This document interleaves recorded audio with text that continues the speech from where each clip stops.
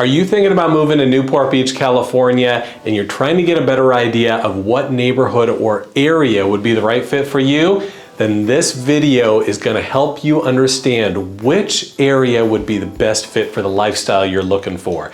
And we're going to get after it right now. Newport Beach is about 8 miles long, and as you go along the coast, each area kind of has a different feel and a different lifestyle afforded by that area. You may hear of communities like Newport Coast, or you may have heard of Corona del Mar.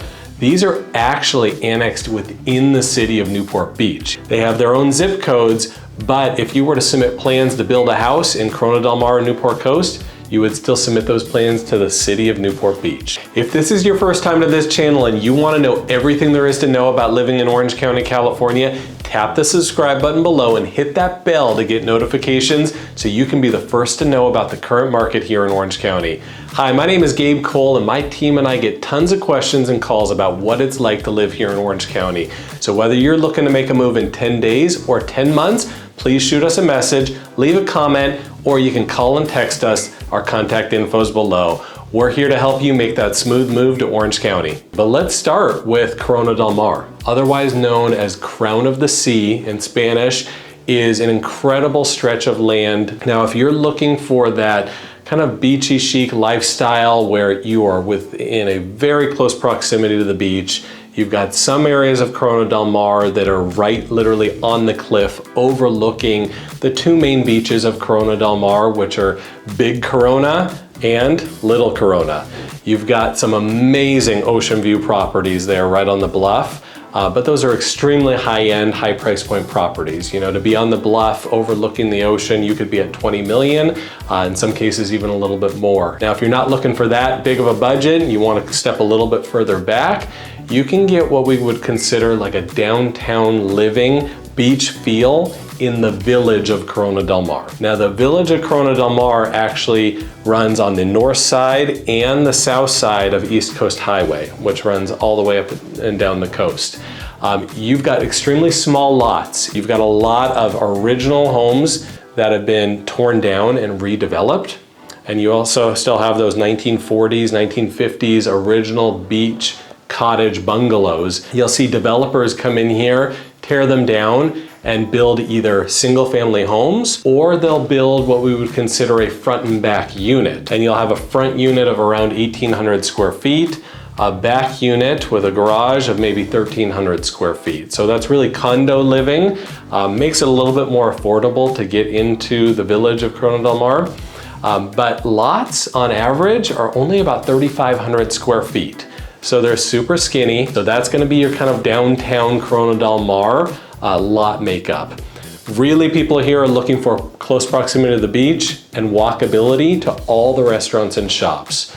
Corona del Mar is known for its boutique shops and its incredible restaurants that run up and down Coast Highway. Majority of all those restaurants, they're not gonna be your big chains. They're gonna be, you know, small, local, chef-inspired restaurants that have amazing food. And then you have a couple of other more well-known restaurant brands that own some restaurants as you approach closer to Fashion Island. If you like the style of Corona del Mar, you like the look and feel, but you want a little bit more space to spread out, there's a couple of other communities within Corona del Mar that might be a good fit for you. If you go just to the northern tip of Corona del Mar along Coast Highway, you've got a community called Irvine Terrace. Irvine Terrace is an extremely highly sought after neighborhood. They're predominantly all single-story homes because there is a homeowners association within this community, and they are very strong on protecting views. A lot of the homes in Irvine Terrace will actually have ocean views, so you're not allowed to go up to a second story because you could potentially be blocking a neighbor's view. So lots in Irvine Terrace can range, 7,000 to 10,000 square feet, and it'll give you more space to spread out. You get that kind of more sprawling single level floor plan. It would also give you potentially room for a pool, and you could still be within walking distance to Balboa Island, which is just down below it, to the harbor, or as well as the beach. If you're looking to be a little higher up, maybe a little removed from the hustle and bustle of downtown Corona del Mar, you can go up the hill to a community called Spyglass Hill. Now this is at the highest point of Corona del Mar, where you actually get also single-story homes with amazing ocean views because you're at such a high vantage point up there. You go up San Joaquin Hills as you're climbing up the hill towards Newport Coast. You've got some amazing single-story homes, some original ones that were built in the 70s, some that have been torn down and rebuilt. A lot of them have amazing ocean, harbor, city lights views, as well as up the coast to like Long Beach and Palos Verdes. So the next community I want to let you know about is Newport Coast. Newport Coast, which is also considered within Newport Beach, like I mentioned earlier, is a completely different feel from Corona del Mar. How can I put this? If you're going into Newport Coast, as you're traveling down Coast Highway, you're going to be seeing these big white arches that have a monument that says Newport Coast on it. And immediately above that, you have something called the Pelican Hill Resort. This is a world-class resort. You've got the Pelican Hill Golf Course, which is, most people think is private. If they're visiting here, it actually is a public course. You've got this amazing public golf course that overlooks the ocean. And this 5-star super high-end resort, the Pelican Hill Resort, and you've got gated communities that surround this hotel. You've got a number of very, very high-end gated communities, some of which are the most expensive homes, not only in Orange County, but in California and also the country. Crystal Cove comes to mind. Crystal Cove, they've been building for the last, I would say 10 to 15 years, and they are now kind of finishing off selling of the final custom lots up there. You've got homes in there, that could be 30, 40, 50, even $60 million. We're talking mega mansions here, on a half acre, 3/4 of an acre lot with the most amazing ocean views you've ever seen. Now, to live in Newport Coast, you don't have to buy a $20 or $30 million home. You've got a couple of these guard-gated, super high-end exclusive communities, such as Crystal Cove. There's also Pelican Hill, which runs along the Pelican Hill Golf Course. Another one called Pelican Crest. These are kind of the three very high-end, closest down to Coast Highway, have the most breathtaking views of all of Newport Coast. However, you can go further up the hill within Newport Coast, still get into another gated, even guard-gated community, and buy homes that are more like in the $3 to $5 million range.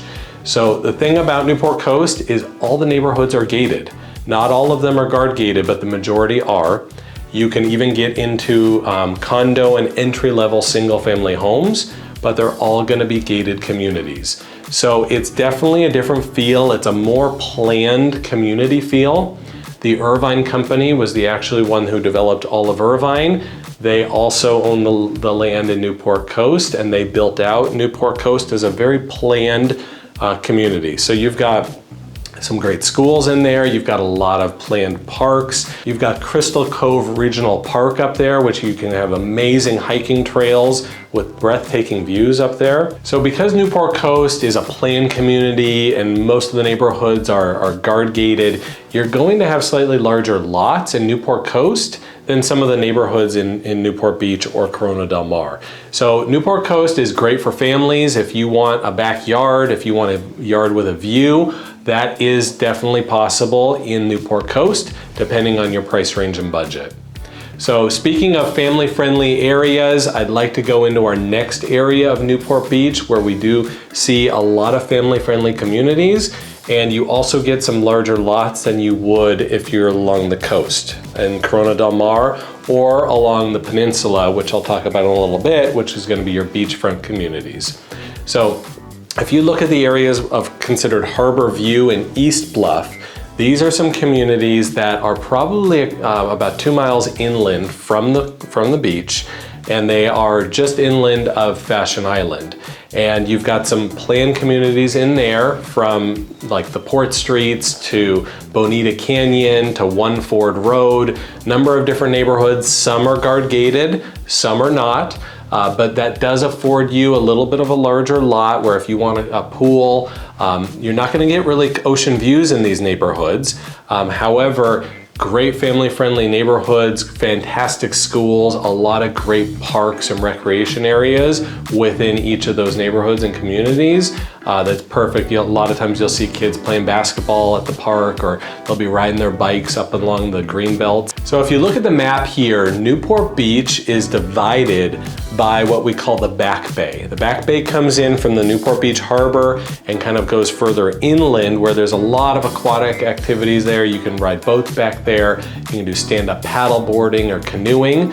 But really in Newport Beach, just so you know, the locals like to refer to which side of the bay you live on. There's definitely pros and cons to living on each side, but as you move here and get to know the area, it would be really good for you to have kind of an understanding, right? So if you've got the west side of the bay, which is considered Dover Shores, Newport Heights, those areas are on the west side of the bay. Those homes, if you break it down into school districts, they're both part of the Newport Mesa Unified School District, but in the west side of the bay, you've got Newport Harbor High School.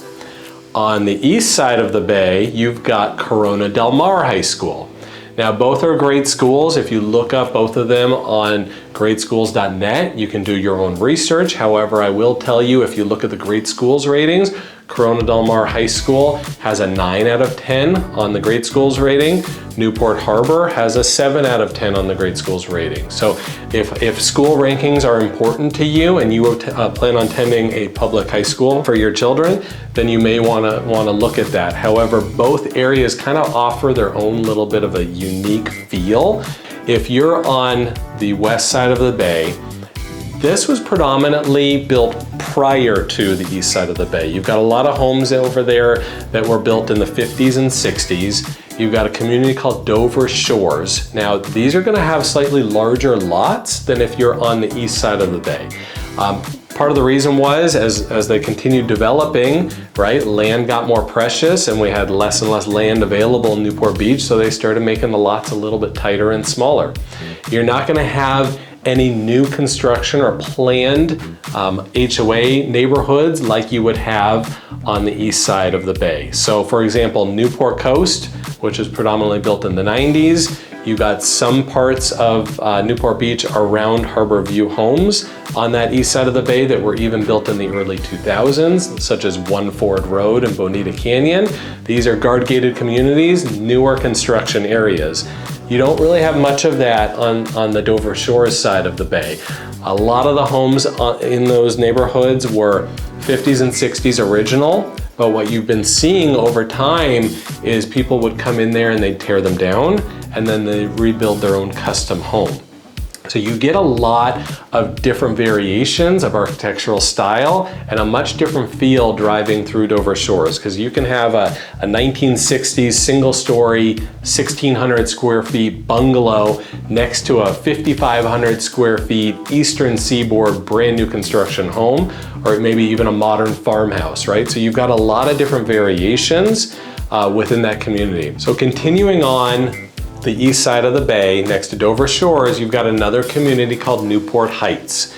Now, Newport Heights brings you a little bit closer to the harbor, so a little closer to the water in Newport Heights, where Dover Shores really more wraps around the Back Bay. Now, some of the homes in Newport Heights, specifically there's a street called Kings Road, is some of the best harbor view lots that you can find in Newport Beach, because you're on top of a bluff overlooking Coast Highway, and then below you, you've got all of the Newport Harbor, you've got Lido Isle, you've got the Newport Beach Peninsula, which is the large stretch of land where you get the most number of oceanfront, beachfront, and bayfront homes. So Newport Heights, another family-friendly community. A lot of the homes on the interior side of Newport Heights are actually rear alley loaded, which is definitely different from all the other neighborhoods like Dover Shores. Some may appeal to that. Some may really like the idea of having your yard in the back of your home. So if you're on any of those interior streets in Newport Heights, just know that your yard is predominantly going to be on your side yard, because you're going to drive down an alley to get to your garages, and then you'll have a front yard as well. But if you're looking for a larger backyard, Newport Heights may not be for you. very close proximity to getting down to the harbor or the beach. If you're looking for really more of that beach lifestyle, you either want to live on the sand or within a couple of houses of the sand, or maybe you're a boat person and you want to have a boat, you want to park it in your private dock on the harbor, then this next portion that I'm going to be talking to you about is going to be for you, because you've got a couple of areas of Newport Beach where you're going to have much smaller lots, but they're going to be either right on the sand, right on the harbor, or within a block or two of the beach. So the first area that comes to mind is the Newport Beach Peninsula. The peninsula, as the locals call it, is going to be your largest stretch of land. Look at it on the map here. You've got a large stretch of beach, and it's going to be your most open stretch of beach in all of Newport. What you're going to find here also, just so you're aware, beautiful beach community, you're going to get a lot of tourists in the summer, right? So if that bothers you or you don't like the extra traffic, it could take you 20 to 30 minutes to drive a 3 to 4 mile stretch as you're going down Newport Boulevard or Balboa Boulevard to get towards the end of the peninsula. Now, some of the best surfing around is found on the peninsula. We've got the Newport Beach Wedge. The Wedge has some of the biggest waves and some of the sickest surfing that you're gonna find in Newport Beach. Keep in mind though, to find parking, it's gonna be tough. Obviously, if you live down there, you're gonna have your own garage, most likely a 2-car garage, unless you're in a wider lot, and that could potentially fit a 3-car garage, but most of them are gonna be 2. So if parking for guests out of town or locals that are coming to visit you is important to you, just know it gets kind of crazy in the summer, and it wouldn't be uncommon for you to have to circle for 10-15 minutes to find that perfect spot close to your destination. So if you don't want to be right on the beach, but you want that harbor view or have your own boat dock, the peninsula on the opposite side, all of those homes sit on the harbor. So you also have, in addition to the peninsula, you've got a number of different islands that are going to be quite exclusive, very high-end and expensive. But if you're looking for that perfect place to park your boat or yacht, you may be looking at Lido Isle. You may be looking at Balboa Island or Lido Isle. Lido Isle is a very exclusive community, guard gated. All of the homes on Lido Isle that sit on the outskirts have their own docks. Lido Isle is going to be a little bit more affordable and attainable compared to Lido Isle, and you have plenty of interior lots on Lido Isle where you don't have to pay the 10 million and up to get one on the water or on the harbor. The beautiful thing about Lido Isle is its close walking distance to so many of the things that the peninsula has to offer. You just cross over the walking bridge, you've got the most charming, newer developments that I've seen. It's not a brand new development, but they revitalized it and they completely remodeled the entire area, and that's the Lido Marina Village. Lido Marina Village, you gotta check it out. It's adorable. You've got about 4 or 5 restaurants there. You've got Malibu Farms. You've got a great place called Zinke.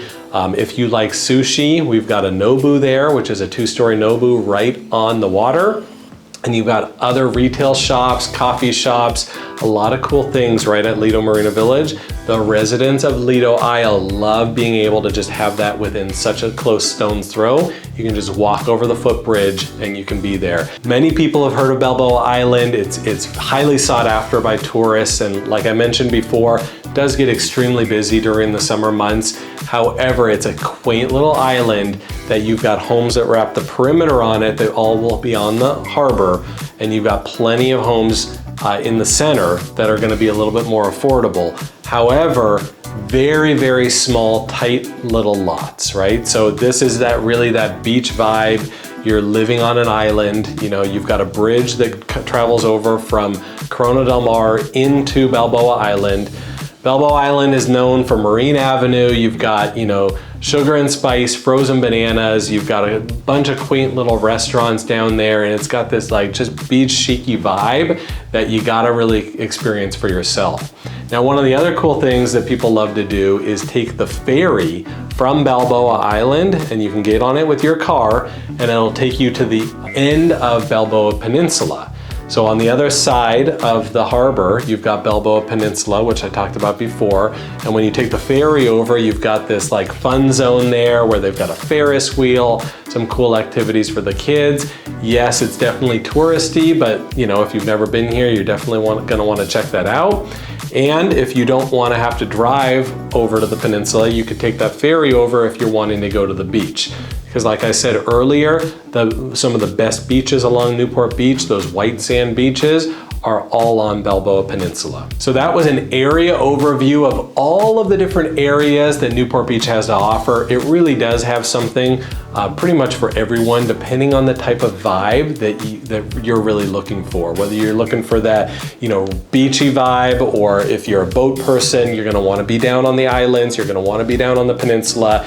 If you have more of a family-oriented feel where you're a little bit away from the tourists, a little bit away from the hustle and bustle, you've got the areas of Dover Shore, or on the east side of the bay, you've got areas like Harbor View Homes, or Corona Del Mar, or Newport Coast. So hopefully that was helpful for you. I'm gonna be breaking down on future episodes some of my top favorite picks within each of these areas of Newport Beach. So stay tuned for those. If you've got any questions, feel free to reach out. You can write a comment below. I love getting comments, as well as calls and texts from people out there that are looking to learn more about moving to Orange County.